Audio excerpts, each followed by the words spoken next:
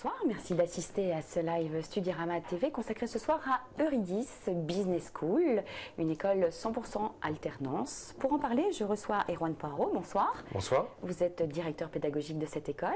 Tout à fait. Et un témoignage d'une étudiante. Vous êtes actuellement en master ingénieur d'affaires, Lénie Alexia. Bonsoir. Bonsoir. Vous allez évidemment nous donner tous vos conseils, vos précieux conseils, nous expliquer pourquoi vous êtes rentré dans cette formation après un bac+3, je crois savoir. C'est ça. Mais pour commencer, bien, Erwan Poirot, vous allez tout nous dire sur cette école qui a 25 ans d'existence et pour lesquelles vous n'hésitez pas à afficher 3 mots-clés: commerce, négociation et vente. Exactement. Donc nous sommes une jeune école de commerce, mais qui assumons d'être pleinement une école de commerce. Là, aujourd'hui, on a finalement beaucoup d'écoles qui font ce qui est chic, c'est-à-dire de la stratégie, du management, du marketing. Nous en faisons aussi, mais nous, notre ADN, c'est véritablement la vente et le commerce. Mais on a une double spécialisation. On est essentiellement dans le commerce dit B2B, c'est-à-dire inter-entreprise, et également, principalement, dans le secteur du numérique et du digital. Sachant que nous avons 2 diplômes, un diplôme à bac+3 qui est un bachelor en vente et négociation commerciale, et un master qui est notre, j'allais dire, formation principale, qui prépare au métier d'ingénieur d'affaires. Je crois que nous y reviendrons après. Et notre autre particularité, c'est d'être 100% alternance. Alors je n'aime pas dire d'ailleurs que c'est gratuit, mais ça veut dire que, en tout cas, les entreprises financent la formation des étudiants et en plus les rémunèrent, ce qui est particulièrement pratique. Avant de revenir à l'alternance, au dispositif propre à l'alternance, quelques mots sur le bachelor, comment on y rentre, quelle est la sélection, qui est concerné par ce programme et le programme master? Alors en général, si vous voulez, le dispositif est relativement similaire entre le bachelor et le master, c'est-à-dire que vous devez avoir pour le bachelor un bac+2 validé. Alors c'est vrai que beaucoup de nos étudiants ont déjà un bachelor, un BTS ou un DUT dans le domaine commercial, mais pas simplement parce que nous sommes justement très ouverts sur le fait d'avoir des profils où la culture générale et surtout le potentiel est déterminant. Quand je dis potentiel, c'est avoir un bon relationnel, une bonne culture générale, d'être quelqu'un de curieux et dynamique. Et nous, après, l'idée, c'est de pouvoir spécialiser ces personnes-là, mais en partant du principe que si vous êtes en gros avec une tête bien faite, vous pourrez réussir dans les métiers de la vente et du commerce principalement. Et donc pour le master, il vous faut un bac+3 validé, que ce soit une licence généraliste ou une licence professionnelle, voire 3 années par exemple d'école de commerce, ce qui a été par exemple le cas de Lénie. Beaucoup de questions affluent justement sur les épreuves, nous y reviendrons. Lénie, justement, alors quel est votre parcours? Qu'avez-vous fait au préalable et pourquoi avez-vous choisi d'entrer dans ce master? Alors moi j'ai fait un bachelor commerce dans une école de commerce plus généraliste puisque j'étais à Neoma Business School sur le campus de Rouen, spécialisée dans le management des TPE. Donc on va dire une spécialisation assez large, et pour trouver du travail, c'est vrai que j'avais envie de me spécialiser, et notamment dans un secteur très attractif au niveau du marché du travail, qui est le secteur des hautes technologies. Et c'est comme ça que je me suis retrouvée pour faire mon master chez Euridis. Vous aviez un programme en formation classique? Alors j'ai fait mes 2 premières années en formation classique et ma dernière année de bachelor en alternance dans le secteur des hautes technologies. C'est comme ça que j'ai découvert ce secteur. D'accord. Et que vous apporte cette formation dite complémentaire? Est-ce plutôt une spécialisation? Ça ne peut pas être une double compétence parce que vous étiez déjà familiarisé au secteur. Alors je dirais qu'il y a une très forte spécialisation dans 2 domaines. Déjà dans le secteur du numérique, parce que même si j'avais déjà fait une année, j'étais dans un service marketing, j'étais pas forcément super pointue sur le marché et les tendances du marché des hautes technologies. Et la deuxième spécialisation, c'est vraiment sur la vente et le commerce en B2B. D'accord. Alors justement, ce master, vous avez 3 mots-clés aussi, digital, numérique. Comment se porte le secteur? Écoutez, le secteur se porte quand même particulièrement bien, sachant que c'est un secteur qui est un peu dual, c'est-à-dire que l'informatique classique elle est très concurrencée et a une croissance un peu moins forte. Par contre, elle est très largement développée ou nourrie par contre, toute la modernité du secteur, c'est-à-dire tout ce qui est du domaine des applications, le domaine qu'on appelle des big data, des données, toute la partie vraiment web, évidemment, qui continue aussi à fortement se développer. Et très sincèrement, on a entre au moins 5 et 10 ans de très forte croissance à venir dans le secteur. D'où d'ailleurs, j'en ai pas parlé tout à l'heure, mais de dire qu'à l'origine, l'école, quand elle s'est créée parce qu'il y avait une vraie pénurie de commerciaux pour vendre justement ces produits ou ces services dans le domaine du numérique et du digital. Souvent, c'était des ingénieurs, si vous voulez, techniques qui allaient vendre, et souvent, ils le faisaient moyennement bien, d'où le fait de professionnaliser justement des commerciaux sur ce type de sujet. Et c'est-à-dire que vous acceptez tous les profils, pas forcément des candidats qui ont une appétence commerciale? Oui, et je vais même vous dire que très souvent, ce sont les profils généralistes qui réussissent le mieux. Parce que nous avons un type de vente très particulier qui fait largement la place à la culture générale, au relationnel. Vous savez, pour prendre un exemple, vous discutez souvent avec des dirigeants, des directeurs de services informatiques, des directeurs marketing, et vous devez comprendre, si vous voulez, leurs enjeux métiers, leurs thématiques. Et pour faire ça, il faut avoir très bien compris ce qu'est l'entreprise, il faut se tenir au courant de l'actualité même extérieure à l'entreprise, parce que tout ça a un impact sur les choix de décision. Et ça, il faut une tête bien faite pour pouvoir y répondre. Alors vous étiez déjà frotté, Lénie, à ce secteur. Quelle perspective? Quel est votre projet professionnel à terme? Projet professionnel, bon, est-ce que je peux dire des noms d'entreprises? Oui. Moi, en fait, à l'heure actuelle, je travaille dans le secteur de la distribution à valeur ajoutée chez un intégrateur. Donc, on parle beaucoup en fait, de vente de matériel et des services qui vont autour.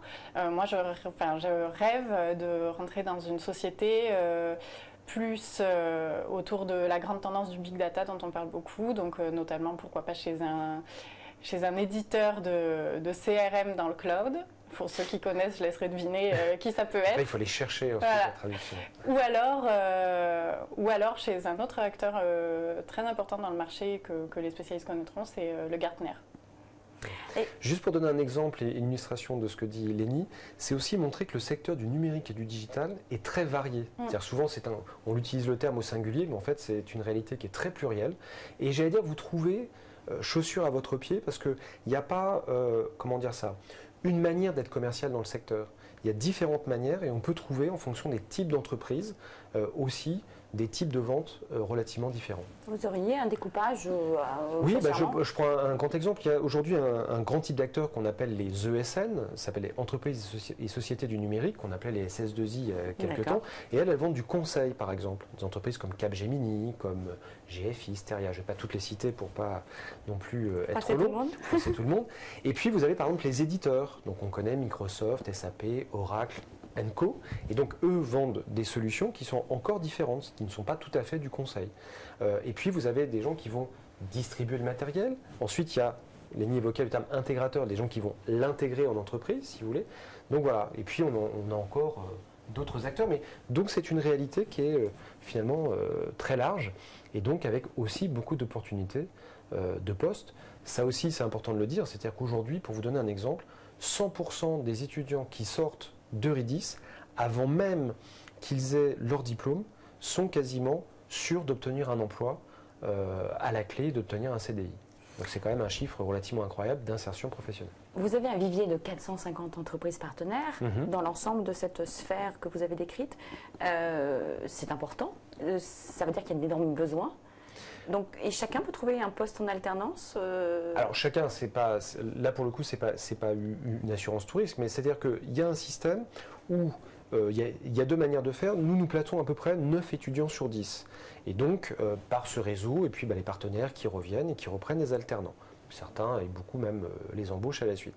Et puis, vous avez des étudiants, on leur apprend aussi à chercher, ou qui viennent avec leur entreprise. Par exemple, c'était le cas de Lénie, qui était venu avec son entreprise pour trouver une alternance. Donc effectivement, les meilleurs étudiants trouvent une alternance et on a 95% des étudiants qui au départ présentent le concours qui vont trouver une entreprise. Justement, c'est une question de Marco. Aidez-vous les jeunes à trouver leur entreprise vous-même. Comment avez-vous trouvé? Êtes-vous venu avec une entreprise ou non? Manifestement, vous avez une bonne commerciale, donc elle oui, moi je suis venue avec mon contrat, j'ai eu cette chance. Mais autour de moi dans la classe, en effet, la grande majorité n'est pas arrivée avec un contrat et ils ont été accompagnés par l'école. Alors il y a différents systèmes mis en place, mais notamment il y a des job dating très réguliers qui, je pense, durent à peu près de l'été jusqu'à peut-être octobre, novembre. Corrigez-moi si oui, quasiment voilà. toute l'année presque. Il y a des job dating très régulièrement où les entreprises partenaires viennent rencontrer les potentiels candidats. Et je sais que c'est quelque chose qui marche très bien. Les étudiants peuvent aussi réaliser à l'aide de l'école un CV vidéo pour pouvoir être plus punchy, sortir un peu du lot quand ils vont chercher leur contrat. Donc c'est sûr qu'on est bien accompagné. Juste pour resituer le process, si vous voulez, quand vous passez le concours, que vous êtes admis, ensuite on vous coach pour préparer les entretiens. Vous avez un moment clé qui est le job dating qui était évoqué, où là les entreprises viennent à l'école et tous les 15 jours pour chercher des candidats et à la suite de ça sont placés. Et si jamais vous avez des difficultés à vous placer, on fait des éléments distinctifs et notamment le CV vidéo qui est une autre manière de se présenter. Sachant qu'en général d'ailleurs c'est même notre philosophie, c'est-à-dire même dans la démarche commerciale, comment être impactant, innovant, différenciant et pas faire comme tout le monde parce que c'est comme ça qu'on aussi on fait des affaires et qu'il y a ce qu'on appelle chez nous un beau geste commercial. Voilà. C'est vrai que le processus de recrutement en alternance est double, parce qu'il y a un processus de sélection académique. Tout à fait, il y a une double sélection. En fait. Et puis il y a l'entreprise. Alors justement, Paul vous demande combien y a-t-il d'épreuves pour les admissions au concours et en quoi consiste-t-elle au juste? Alors, vous avez 3 épreuves à l'écrit, si vous voulez, qui sont là pour le coup assez classiques, c'est-à-dire on teste votre culture générale, des éléments d'actualité et l'anglais, donc à la fois de l'écrit. Puis dans la foulée, vous passez des oraux. Les oraux sont très importants puisque c'est là où on va vraiment mesurer aussi votre potentiel, notamment entretien de motivation d'une part, et ensuite un entretien collectif, où on voit aussi votre capacité à évoluer en groupe parce que dans le monde de l'entreprise, vous serez dans un collectif. Et à l'issue de ça, ce qui est une première sélection, on a à peu près 35 à 40% des étudiants qui sont admis. Et puis ensuite, il y a deuxième sélection, entre guillemets, par l'entreprise, même si on se fait fort, nous, de bien préparer les étudiants pour que, si on les a choisis, qu'ils aillent jusqu'au bout. Notre idée, c'est à la fois de les aider, enfin de les sélectionner, mais aussi de les accompagner vers leur réussite et pas les laisser sur le bord du chemin. Pour compléter la demande de Paul, il vous demande si le dossier rentre en compte dans l'admission. Il y a une première sélection. Oui, mais si vous voulez, moi je considère, j'ai presque utilisé un slogan qui existe déjà en disant « venez comme vous êtes ». C'est-à-dire que nous on considère que comme vous avez validé un bac+2 pour les bachelors et un bac+3 pour les masters, vous avez déjà une sanction académique. Évidemment, on va regarder si vous avez un bon comportement, si vous êtes dynamique et ainsi de suite. Mais tout ça a vocation de juger d'une chose, c'est votre potentiel. Et nous, notre promesse, c'est par contre derrière de pouvoir développer véritablement ce potentiel commercial. C'est vrai que l'entretien collectif, dit collectif, enfin en groupe, n'est pas fréquent dans les concours. Est-ce aussi insurmontable que ça, même si vous aviez une petite fibre commerciale? Je ne pense pas que ce soit une épreuve qui soit insurmontable du tout. Surtout qu'on n'est pas non plus mis en... Enfin, moi en tout cas, je peux parler de mon expérience personnelle, on n'est pas du tout mis en difficulté. On est un peu challengé parce que ça fait partie du jeu, mais voilà, si vous venez en ayant bien travaillé votre présentation, si vous êtes punchy, si vous avez vraiment envie, si vous avez des choses à raconter, ça se passe bien et vous avez en face de vous des gens qui cherchent plutôt à vous connaître qu'à vous piéger. Et concrètement, ça se passe comment l'entretien? Là, il y a une dizaine de personnes, si vous voulez, autour de la table et nous lançons un sujet avec des consignes de réflexion et on voit comment le groupe se comporte pendant 20 minutes, c'est-à-dire dans la manière à la fois d'argumenter sur un sujet, mais d'écouter les autres, d'être capable de rebondir, et ainsi de suite. Juste, je voulais préciser une chose, c'est que les entretiens, on ne juge pas du tout la dimension commerciale à ce moment-là. C'est-à-dire qu'il n'y a pas, par exemple, de sujet sur le commerce. On juge vraiment votre capacité à réfléchir, à organiser votre pensée, à parler, et est-ce que vous êtes dynamique ou pas. Nous, après, on vous formera à la partie plutôt commerciale, et ainsi de suite. Mais ce qu'on cherche d'abord, c'est vraiment des gens qui parlent bien, qui ont un bon relationnel, sans en faire trop d'ailleurs, c'est pas l'idée, et qui ont une belle culture générale, c'est plutôt ce qui nous intéresse. C'est moins un savoir académique, c'est plus un comportement, des compétences comportementales que vous cherchez à déceler chez vos candidats. Oui, mais moi j'aime bien voir les deux, c'est-à-dire que j'aime pas simplement, enfin l'idée de réduire le professionnel qui a des techniques, je crois pas, c'est aussi vraiment cette double dimension, à la fois des techniques, mais aussi la dimension, je disais, culture générale par rapport à nos formations. Imen vous demande combien de candidatures avez-vous chaque année et quel est le taux de réussite? Alors, le nombre total, je ne saurais pas vous dire malheureusement, mais par contre nous avons un taux de réussite de 33, enfin taux de réussite ou taux de sélection au concours. Au concours, oui. Oui, donc on est à peu près à 35% environ, entre 35 et 40% de personnes qui sont admises au final par rapport à celles qui se présentent au concours. Laura vous demande comment bien se préparer pour passer le concours d'admission. Est-ce que vous avez des conseils de livres ou de... Alors j'en ai, mais je vais peut-être laisser Lénie, pardon. Allez, vous qui l'avez vécu de l'intérieur. Comment vous préparez finalement à ces entretiens, à ces épreuves Alors j'espère être un bon exemple, mais personnellement, moi j'ai surtout réfléchi au discours j'ai réfléchi à ce que j'avais envie de montrer de moi. J'ai réfléchi à ce qu'une école comme Eurydice pouvait attendre de moi, ce que moi j'étais, et là où on pouvait trouver une surface commune, quoi. Donc un terrain d'entente en fait. Donc j'ai réfléchi à mes motivations, à ce que j'avais fait dans mon parcours, même si c'est pas de la vente complexe, même si c'est pas de la vente en B2B, ce que j'avais fait dans mon parcours qui montrait ou qui pouvait démontrer un potentiel d'aptitude commerciale. Et puis j'ai essayé de montrer que j'allais être un élément qui allait apporter quelque chose à l'école. Pour rebondir sur la question des conseils, ce qui est le plus important, c'est la cohérence de votre discours. C'est montrer que ce que vous présentez n'est pas faux. Donc c'est d'abord préparer évidemment à qui vous êtes, d'une part, mais ensuite à dire, voilà, est-ce que vous avez été vous renseigner sur les programmes, est-ce que vous nous dites que vous êtes intéressé par le secteur du numérique, du digital, qu'est-ce que vous connaissez de ce secteur-là. Donc c'est la cohérence d'ensemble et votre motivation que l'on va juger. Évidemment, quelqu'un qui vous dit qu'il est très motivé, mais que finalement il connaît à peine votre nom d'école ou qu'il n'a pas été regarder vos programmes et votre site, bon, là on sent évidemment qu'il y a une petite imposture. Comme tout programme, on ne se présente jamais dans une école sans savoir connaître le contenu. Et malheureusement, je pense que pour avoir fait beaucoup d'écoles dans ma vie, je pense que ça arrive. Vous avez le souvenir d'une candidature mémorable et à contrario les erreurs à ne surtout pas commettre Il y a plein d'éléments classiques si vous voulez, mais déjà il y en a qui sont capables de se tromper sur le nom de l'école si vous voulez quand ils discutent avec vous en entretien. Bon, ça c'est peut-être le cas le plus le plus grave ou le plus extravagant par rapport à ça.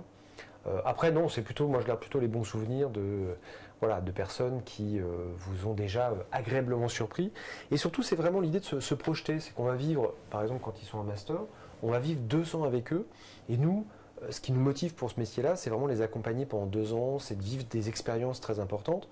Je prends un exemple, avec Lénie, on travaille actuellement sur l'organisation de conférences. Après on va travailler sur des projets. Et c'est presque d'avoir, un peu comme des salariés, d'avoir envie de travailler avec des collaborateurs que vous auriez choisis. Voilà, donc essayer de travailler en parité, c'est ça qui nous intéresse. On va revenir au point fort d'alternance, mais c'est vrai que je vais rebondir sur. Vous avez une forte actualité actuellement. Vous avez ouverture de campus, ouverture de formation. Alors quelle est cette actualité, et notamment sur l'ouverture des campus et un nouveau master dans le domaine du digital? Alors, donc effectivement, il y a 2 dimensions. D'abord, c'est que nous sommes maintenant bien implantés sur Paris avec beaucoup de partenaires entreprises en Ile-de-France, puisque c'est vrai que la majeure partie du business, entre guillemets, se fait là. Mais maintenant, nous avons une stratégie de maillage national. Et l'idée, c'est d'abord de se développer à Lyon, puisque là aussi, il y a une forte activité professionnelle dans le domaine. Donc nous avons ouvert le site de Lyon, j'y serai d'ailleurs demain pour être avec les masters. Donc nous avons un bachelor et un master sur place. Et nous avons déjà prévu d'être présents à Toulouse et à Lille à la rentrée 2016. Sachant que nous sommes aussi en partenariat avec Rennes déjà depuis 7 ans. Donc l'idée c'est de pouvoir maintenant, dans les 2-3 années qui viennent, avoir une offre de formation qui soit au plus près aussi des bassins d'activité dans le domaine du numérique et du digital. Et vous aspirez à avoir une offre particulière en fonction du bassin d'emploi ? Alors, à terme peut-être, pour l'instant non, on reste sur nos points forts. Voilà. Et pour parler du deuxième point que vous évoquiez, sur le fait que à ce jour nous formons donc avec un diplôme principal sur les métiers d'ingénieur commercial et de business développeur, enfin ingénieur d'affaires business développeur. Et l'idée, c'est qu'on voit que de plus en plus de nos étudiants sont intéressés par le fait de monter leur propre structure, notamment parce que le numérique le permet, avec peu de moyens, il y a de très belles histoires. Et donc, c'est pour ça que nous ouvrons une spécialisation à la rentrée 2016 sur l'entrepreneuriat digital, afin surtout de capitaliser sur le fait de dire on a une vraie expertise dans le domaine de la vente, et bien quand vous voulez monter votre projet d'entreprise, ça va être essentiel pour promouvoir votre projet. Et donc on va essayer de faire la transformation. Entrepreneuriat et alternance, c'est compatible? Oui, parce que le cœur quand même du diplôme reste le même autour du métier d'ingénieur d'affaires. Parfois d'ailleurs les projets ne sont pas forcément immédiats, ils peuvent être dans quelques années après. Et donc en alternance, ils vont développer, si vous voulez, un certain nombre de compétences. Mais surtout, vous savez, ce que recherchent les entreprises, c'est des entrepreneurs, j'allais dire presque pour eux-mêmes.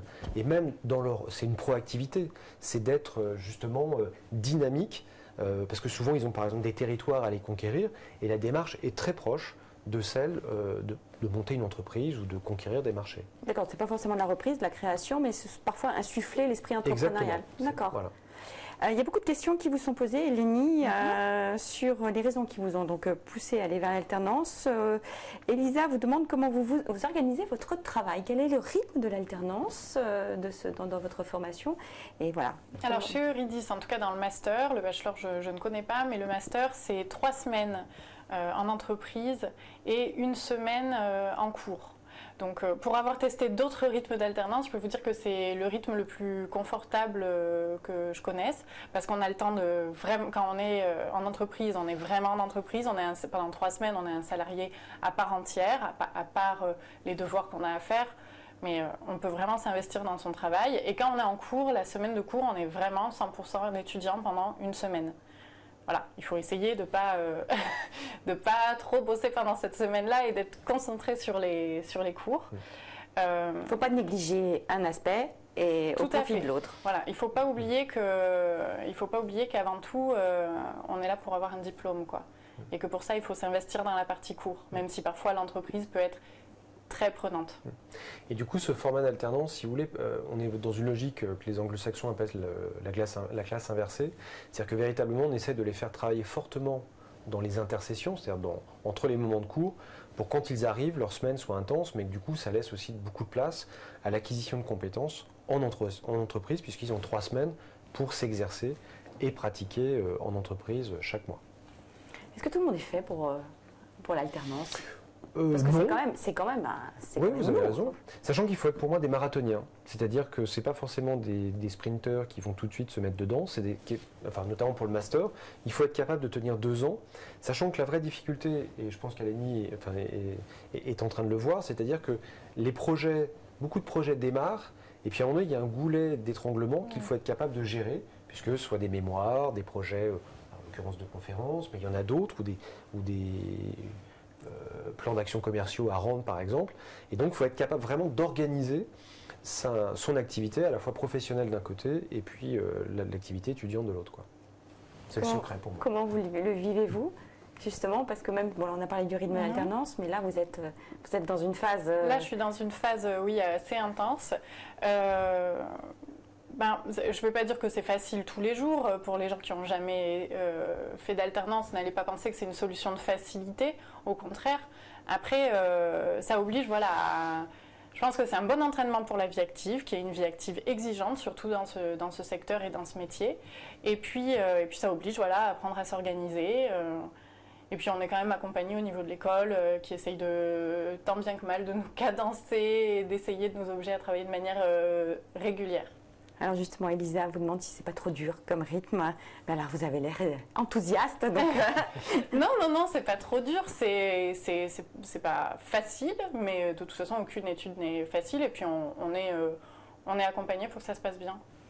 Beaucoup de questions sur le rôle de l'ingénieur d'affaires, notamment sur la distinction entre le chargé et l'ingénieur d'affaires. Alors, peut-être d'abord préciser pour nos téléspectateurs et auditeurs ce que c'est que ce métier. C'est-à-dire que vous exercez du coup une dimension commerciale de vente, mais avec une forme d'ingénierie, parce que c'est une vente qui est longue, qui va de 2 mois à parfois 2 ans, et que le propre de cette vente, c'est de manager, si vous voulez, des interlocuteurs.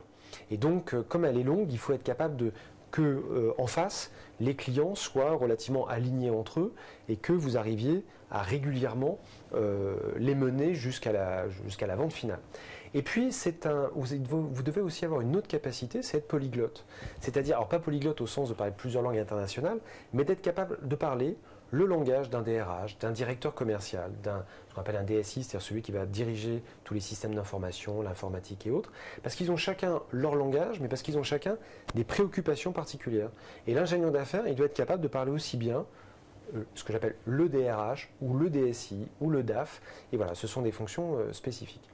Donc, c'est pour ça que ce métier, vous avez des compétences multiples, une maîtrise technique pour être capable de parler de langage, et puis évidemment des maîtrises de vente sur des solutions particulières.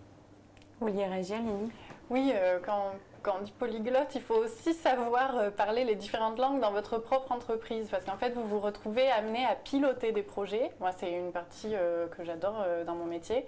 Vous êtes là pour organiser le travail, s'assurer que ça avance, avec des gens qui ont des profils peut-être plus techniques ou plus pointus que vous sur certains sujets. Et il faut comprendre leur langue, mais c'est pas seulement comprendre ce qu'ils vous disent, mais c'est aussi comprendre leur motivation, comprendre ce qui va les faire avancer pour les impliquer dans votre projet et puis tous ensemble atteindre un succès commercial. Généralement, c'est une signature de contrat. Voilà. Alors, polyglotte, vous le disiez, les langues étrangères sont quand même partie prenante, font partie prenante de votre cursus. En plus, vous avez un placement à l'international. Exactement, c'est une tendance qui s'est développée depuis quelques années. C'est-à-dire que, alors, par le système d'alternance, si vous voulez, en cours d'études, on n'est pas très international parce que c'est difficile de les faire partir. Mais quoique, nous avons des projets pour les faire partir, notamment en Irlande. Mais surtout, c'est à la sortie où là, il y a des vraies passerelles possibles de placement, puisque les entreprises aujourd'hui recrutent en Europe et avec 2 points spécifiques, notamment l'Irlande, qui est ce qu'on appelle un gros hub, c'est-à-dire il y a énormément d'entreprises qui sont localisées là-bas, que ce soit Google pour les plus connus, ou Oracle, SAP, et ainsi de suite. Et puis en Espagne, puisque un certain nombre d'entreprises, notamment à Barcelone ou Malaga, envoient des jeunes ingénieurs d'affaires pendant 2 ans pour les former notamment sur un certain nombre de métiers complémentaires pour qu'ils puissent ensuite irriguer l'Europe. Et on s'aperçoit que c'est une tendance forte et on a de très nombreux maintenant eurédiciens qui partent à l'international travailler à la suite de leurs études et qui d'ailleurs, j'en profite pour le dire, se cooptent entre eux pour ensuite obtenir des bons postes. Se cooptent et se captent. Oui, c'est-à-dire que voilà, comme ils recherchent eux-mêmes, souvent ils sont motivés par le fait de pouvoir monter et de recruter des collaborateurs et qu'ils viennent directement puiser dans le vivier eurédicien pour pouvoir développer tout cela. Vous avez donc répondu à l'or. Et comment se traduit la dimension internationale dans votre cursus Alors, nous, ce qu'on fait, si vous voulez, moi, je pars d'un principe qui est de dire aujourd'hui, on ne va plus vraiment apprendre l'anglais à nos étudiants. Par contre, on va les faire travailler en anglais. Et c'est pour ça que l'objectif, c'est chaque année d'essayer d'augmenter le nombre de cours en anglais supplémentaires dans le cursus. Je dis souvent à mes étudiants, mais souvent quand ils arrivent par exemple en master, ils ont reçu déjà 1500 heures de cours d'anglais. Donc nous, notre but, c'est pas d'en rajouter une petite centaine, qui va peut-être se perdre par ailleurs, donc c'est essayer de les faire travailler. Et puis, on voit que de plus en plus aussi, ils sont dans des entreprises internationales et peuvent être plus ou moins amenés à travailler en anglais dans leurs entreprises. Alors Lénie, on vous pose beaucoup de questions. Il y a Fabrice, ils sont nombreux. Alan vous redemande pourquoi vous avez choisi cette école en particulier.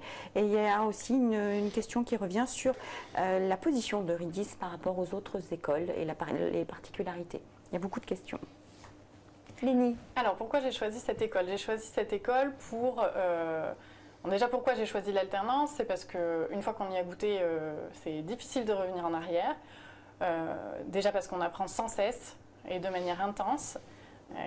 Et puis aussi pour les aspects pratiques, voilà, que tout le monde connaît, c'est-à-dire qu'on est rémunéré, notre formation est financée par l'entreprise qui nous accueille.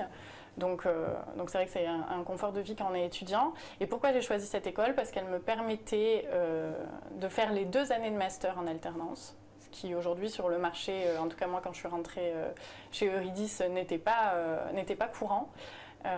Et puis elle me permettait de m'hyper-spécialiser, c'est-à-dire que des formations généralistes, il y en a beaucoup. Quand vous voyez les recruteurs, ils vous disent ok, école de management, d'accord, mais nous ce qu'on cherche c'est des gens qui savent vendre, qui savent construire des projets. Donc voilà, je voulais vraiment une spécialisation qui m'apprenne un métier, pas qui m'apprenne des compétences.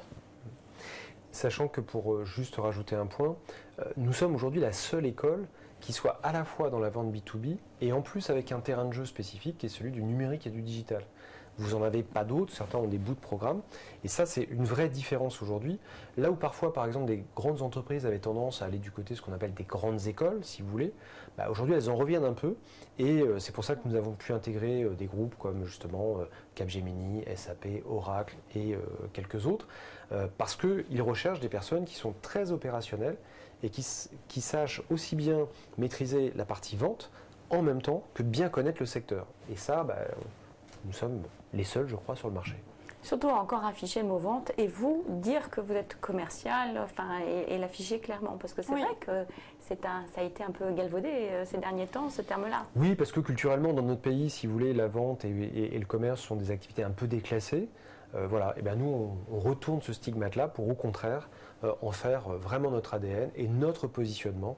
Oui, nous aimons la vente, mais la belle vente, pas la caricature non plus du commercial ou du vendeur, mais vendeur ou commercial du 21e siècle. Autour de projets, oui, pardon. Et on parlait de donner éventuellement des astuces pour les gens qui nous regardent.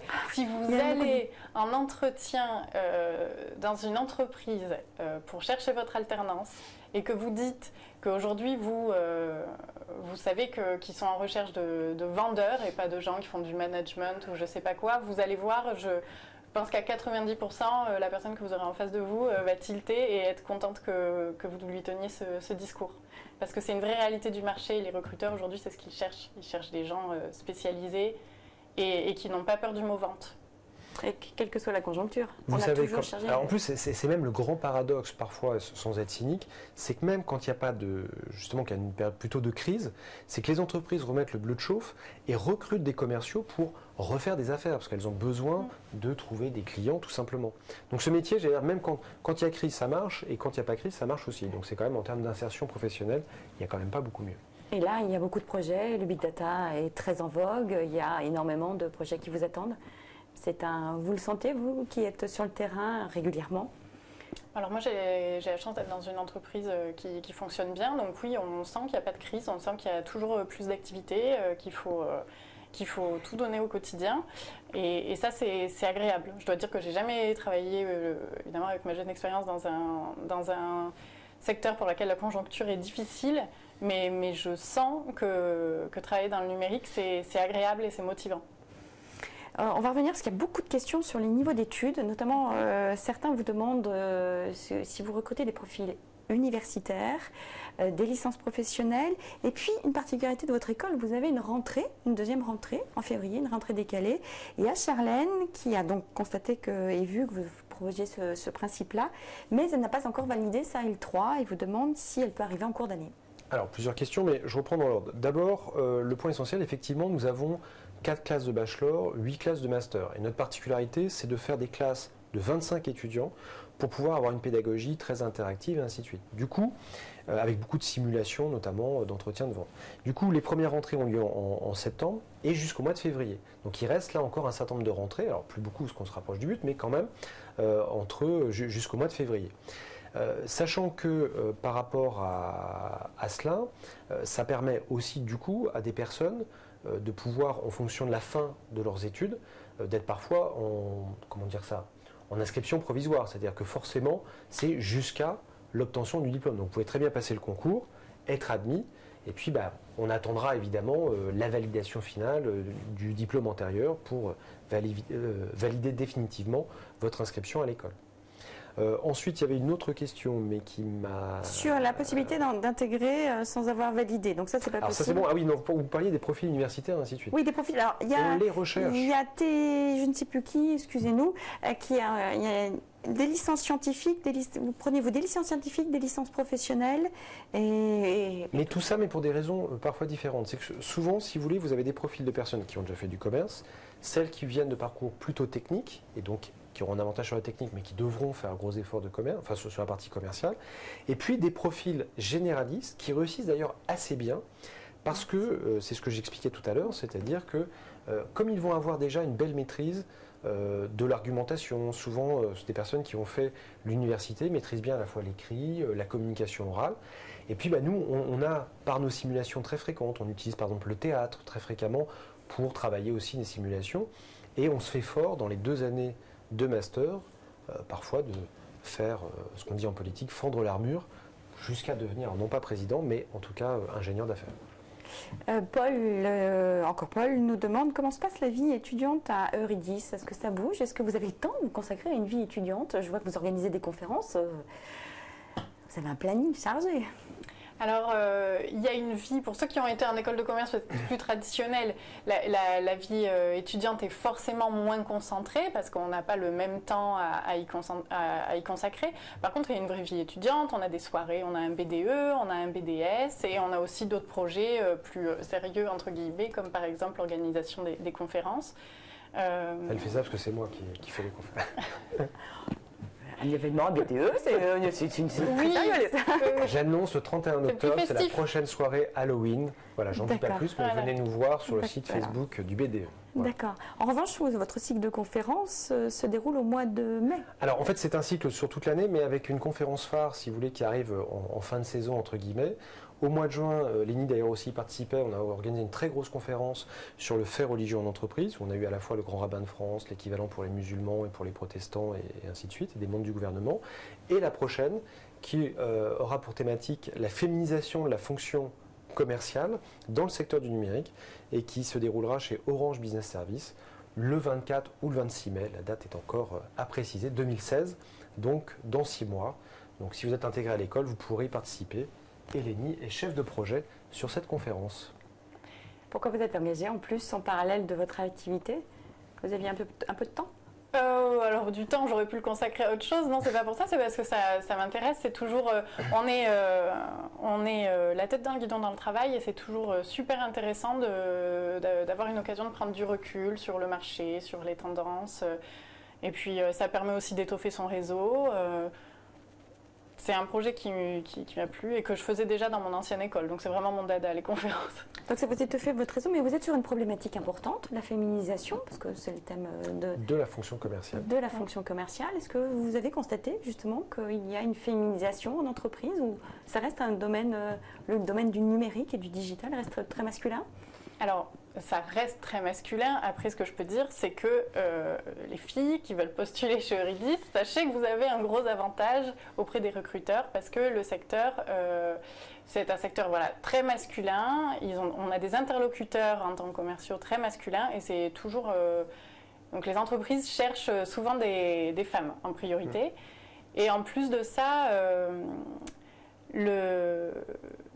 le métier de commercial est un métier qu'on peut pratiquer quel que soit son sexe. Donc, Et si je peux rajouter un point là-dessus, notamment sur la féminisation, parce que les entreprises, là actuellement, essaient de développer des politiques justement pour féminiser leur fonction commerciale, donc il y a une volonté d'une part, et en plus parce que très souvent, les femmes amènent beaucoup de subtilité dans une vente qui est elle-même très subtile. Et souvent, là où les garçons vont développer, par exemple, une relation un peu de virilité dans la vente, qui est du coup un peu forcée. Or, sur des projets de ce type, on a besoin d'y amener, non pas de la rondeur, mais des formes de subtilité, alors que les femmes développent, mais culturellement, si vous voulez, ou en tout cas par éducation, et qui sont très, utiles, du coup, sur ce type de métier, notamment. Donc, il y a encore beaucoup d'efforts à faire? Ah oui, parce qu'aujourd'hui, il faut quand même savoir qu'un tiers à peu près des ingénieurs d'affaires sont des femmes, et donc 2 tiers des hommes. Alors ça progresse, mais pas suffisamment, et c'est pour ça que beaucoup d'entreprises, SAP par exemple, Orange Business Services et plein d'autres, tentent de développer ça, et donc avantage, entre guillemets, mais dans le bon sens du terme, les jeunes femmes pour découvrir ce métier. Annie vous demande, alors sans transition, mais vous demande, rebondit sur ce que vous disiez tout à l'heure, vous demande dans quel pays vous avez l'international, mais rebondit sur la question de la féminisation. Justement, y a-t-il plus de filles à Eurydice ou est-ce encore... Non, mais on est à peu près dans les mêmes... On arrive à la parité. Pas tout à fait, justement, on a aussi nous un effort à faire, mais on essaie aussi de faire un effort, et une soirée comme celle-ci permet de le faire, de sensibilisation, parce que souvent, les jeunes femmes vont penser qu'on est dans un métier technique. Et souvent, dans notre pays, la technique égale plutôt masculin. Ce n'est pas un métier technique, c'est un métier où la technique intervient parce qu'il faut bien parler le même langage. Mais d'abord, c'est un métier de vente, un métier relationnel. Et si vous avez une belle dynamique, là-dessus, vous pourrez réussir. Mais lui, je crois, est un bon exemple. Je suis pas du tout technique de formation. Et en fait, ce qu'il faut acquérir, c'est un vernis technique, voilà, comme dit M. Poirot, comprendre le langage de vos interlocuteurs. Et ça, c'est pas compliqué. Et dès qu'on s'investit dans ce secteur, on s'aperçoit que c'est intéressant et on s'approprie naturellement en fait, le langage et les problématiques techniques. Pour répondre à la question de nombreux internautes, alors comment on s'inscrit quelles sont les démarches à faire quel est le processus? Puisqu'on est un peu numérique, l'inscription est facile. Vous allez sur le site web de l'école. Je crois qu'il doit y avoir un gros bouton qui doit être marqué passer le concours, candidater ou quelque chose de ce type. Et l'inscription peut se faire complètement en ligne. Vous choisissez vos dates de concours ou celles qui restent, et puis vous devez adresser des pièces d'un dossier assez classique, votre diplôme, et ainsi de suite, ainsi de suite. Donc voilà, donc c'est tout à fait simple de pouvoir candidater. Après, il y a le processus, évidemment, de concours, mais qu'on a déjà évoqué. Y compris pour la deuxième rentrée en février? Oui, tout à fait. Alors d'ailleurs, il reste, la rentrée de février n'est pas une deuxième rentrée, c'est-à-dire que nous avons au total 10 rentrées si vous voulez échelonner. Donc là, on est fin octobre, donc il doit rester... Tous les ans? Tous les ans, nous avons, c'est simple, alors si je prends le cadre du master, nous avons 8 classes, sur Paris en tout cas, qui s'échelonnent du mois de septembre jusqu'au mois de février. D'accord. Voilà. Okay. Donc au fil de l'eau.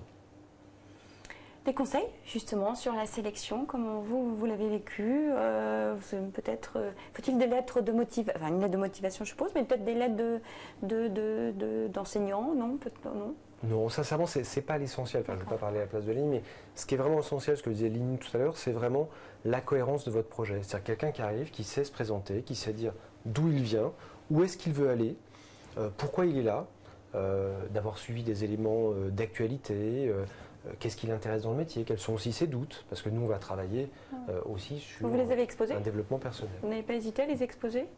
Non, poser des questions on peut vite entrer dans une conversation en fait. Donc non, il ne faut pas hésiter à dire quelles sont, je pense, mes faiblesses, voilà ce sur quoi. De toute façon, on vous posera la question, donc autant anticiper. Voilà quelles sont mes faiblesses, voilà comment Eurydice va pouvoir m'aider comment cette formation va pouvoir m'aider à m'améliorer ou à développer des points forts pour les compenser. Voilà. Soyez honnête à propos de vous-même, c'est la meilleure recette, je pense. Honnête et préparé. Le mot de la fin? Le mot de la fin, mais pour dire que je crois qu'Eurydice, c'est vraiment la petite école qui monte et qui va faire mal dans les années à venir. Et qui va s'étendre dans l'Hexagone. Un dernier petit conseil ou une dernière remarque, Lénie? Un petit conseil, si vous êtes tenté par l'école, n'hésitez pas à passer le concours. C'est pas un concours qui est, comme on l'a dit, qui vise à être très discriminant, même pas du tout. Donc venez, tentez le coup, et puis vous allez voir en rencontrant les gens, etc., que vous aurez sûrement envie d'y rester. Et pour les jeunes femmes, fin mai, venez nous rejoindre à la conférence sur la féminisation de la fonction commerciale dans le secteur numérique. Voilà. C'est entendu. Merci à vous d'avoir suivi ce live qui touche à sa fin. Et à très vite sur un live Studierma TV.